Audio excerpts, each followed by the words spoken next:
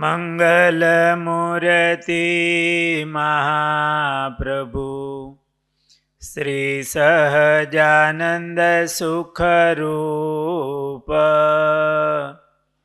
ભક્તિ ધર્મ સુત શ્રી હરિ સમરું સદાયનુપ.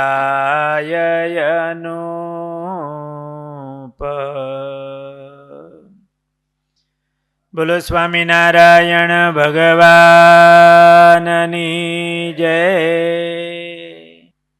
જેરામ બ્રહ્મચારી મહારાજ સદૈવ મહારાજની સેવામાં રહેતા. બ્રહ્મચારી મહારાજ રસોઈ કળામાં બહુ નિપુણ હતા. સંવત 1886 જેઠ સુધી દસમને દિવસે મહારાજ સ્વધામ સિધાવ્યા. બ્રહ્મચારી મહારાજ વડતાલ રહેતા. ત્યાર પછી થોડા સમય 2-5 મહિના પછી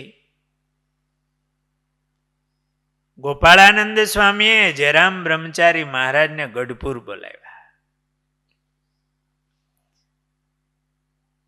અને સંતો ભક્તોને એ વખતે રસોઈઓ ચાલતી. તે રસોઈની બધી જવાબદારી ગોપાળાનંદ સ્વામીએ જેરામ બ્રહ્મચારીને સોંપેલી. આ 500 પરમહંસો હોય, સંતો ભક્તો, રસોઈઓ મોટી થાય. બ્રહ્મચારી મહારાજ પોતે જાતે શરીરની પરવા કર્યા વિના રસોઈ બનાવે. એ વખતે લાડુ બનાવવાના હોય ને, અત્યારની જેમ મિક્સર નહોતા,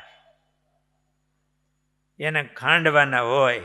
ધોકા મારીને એ મુઠિયા કર્યા હોય કે રોટલા હોય, એને ખાંડીને લાડુ બનાવવાના.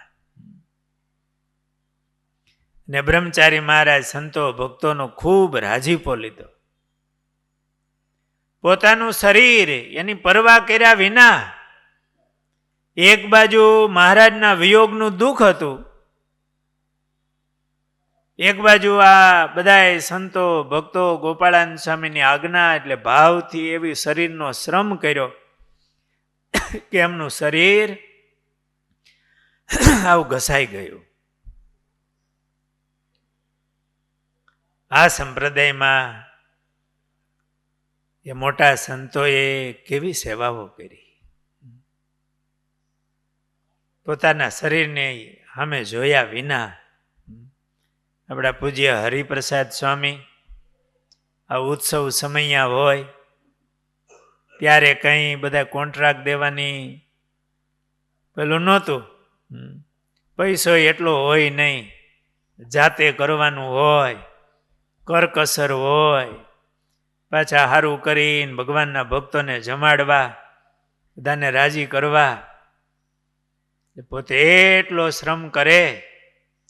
પછી સ્પેશિયલ ટ્રેન હોય, એ તો પ્લેટફોર્મ ઉપર રસોઈ બનાવવાની. એ ઉનાળાનો તાપ તપતો હોય, સમય થોડો હોય, એમાં કરવાનું. એક મોટો સમયો આવે કે ટ્રેન જાય ને આવે તો શરીરમાં 7-8 કિલો વજન ઓછું થઈ જાય. સમયમાં જોયું છે. હરિપ્રસાદ સ્વામી એ સેવા કરતા હોય, ઊભે પગે આખો દિવસ, એ રાત્રે 11 વાગે આવે ને તો બસ પડી જાય, પગ થાંભલા જેવા થઈ ગયા હોય. પણ વહેલા ઉઠીને પછી સેવાઓ ચાલુ થઈ જાય. આ મોટા સંતોના હૃદયમાં એક ભક્તિ હતી કે આ શરીરને ભગવાન ને ભગવાનના ભક્તોની સેવામાં વાપરવું, એમને રાજી કરવા. એમાં જેરામ બ્રહ્મચારી મહારાજ પણ એ રસોઈમાં એવી સેવાઓ કરી. પાછું પોતે મહારાજના વિરહમાં ઝૂરતા, પોતે મીઠાઈ જમે નહીં, સેવા કરે. અને એ સેવામાં એમના શરીરમાં રોગ પ્રતિકારક શક્તિ ક્ષીણ થઈ ગઈ. એમનું શરીર બીમાર થઈ ગયું.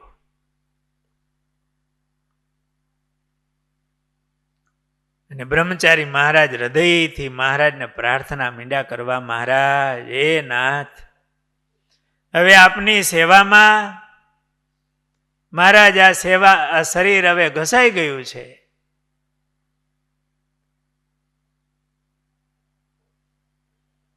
લોહીને પરસેવો વાળીને બાળી દીધું છે મહારાજ.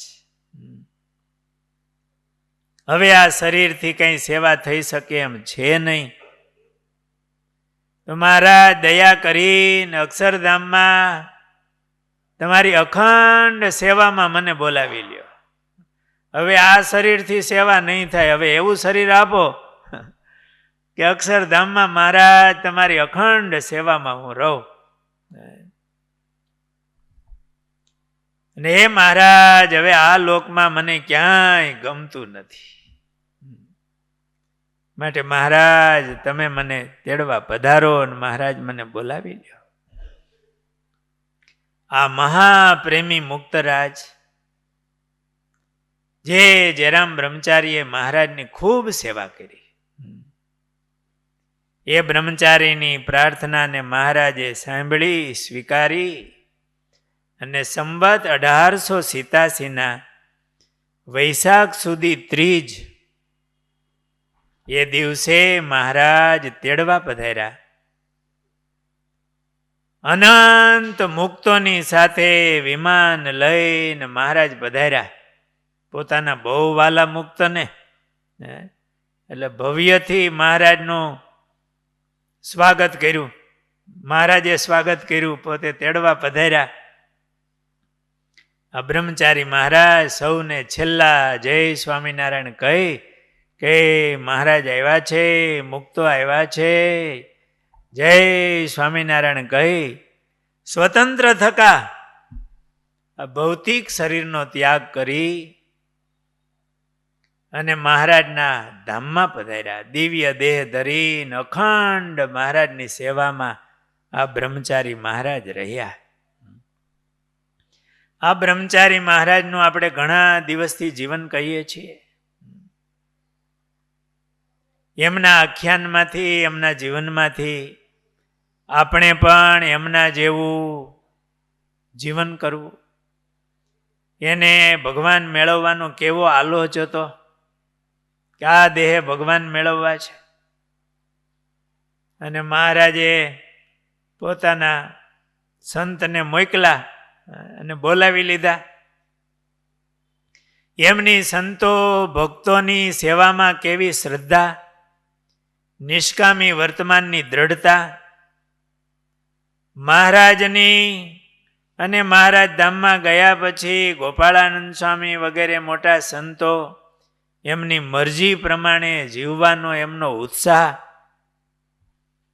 આ સદ્ગુણો આપણા જીવનમાં આપણે મેળવીએ.